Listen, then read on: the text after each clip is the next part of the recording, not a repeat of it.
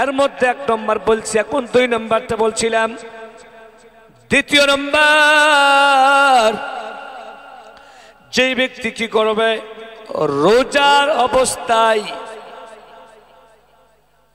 কান দিয়ে কি করবে, খারাপ গান শুনবে, অর্থাৎ বাদ্য বাজনা দিয়ে গান শুনবে, ওই ব্যক্তির রোজা কিন্তু আল্লাহর দরবারে কবুল হবে না। বাইরে আমার বন্ধুগণ, আমরা তেমন যুবক, এমন মুসলমান ও রোজা আছি, কিন্তু কানের মধ্যে হেডফোন লাগাইয়া গান শুনতেছি।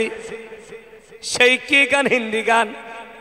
রোজা আছি, রোজার মধ্যে আমরা কি করি?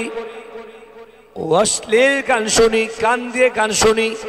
এই জন্য কান দিয়ে গান শুনলে কানের রোজা কিন্তু নষ্ট হয়ে যাবে।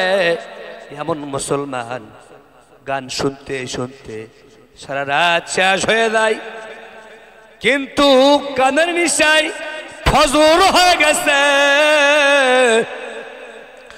এই বন্ধু, আজান হয়ে গেছে, নামাজের কোনো কথা খেয়াল নাই, নামাজের কোনো গুরুত্ব আমাদের মধ্যে নাই। এই জন্য মাহে রমজান মাসে, রোজা রমজান মাসের মধ্যে আল্লাহ তাআলা শয়তানকে বেঁধে রাখছেন। এই শয়তান বেঁধে রাখার পর আমাদের উচিত ছিল, কত গুনাহ করেছি, কান দিয়ে কত অন্যায় গান শুনেছি। না না রে যুবক, হে মুসলমান, আল্লাহর কাছে তওবা করব।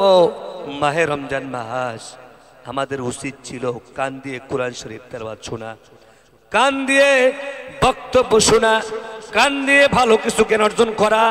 কিন্তু না না, আমরা রোজাও আছি, কিন্তু রোজা অবস্থায় এই যে গানগুলো শুনতেছি, খারাপ গান হোক কি বাংলা হোক হিন্দি হোক, বাদ্য বাজনা দিয়ে যেই ব্যক্তিরা কান দিয়ে গান শুনবে, ওই সব ব্যক্তিদের কানের ওজা নষ্ট হয়ে যাবে। এই জন্য ভাই, আমরা 2 নম্বর কাজ হয়েছে কি, আমরা কেউ গান তো শুধু রোজা অবস্থায় কেন ভাই, মুসলমান ইসলামী গান ছাড়া বাদ্য বাজনা দিয়ে হারাম গান এরকম কখনো আমরা কেউ শুনবো না।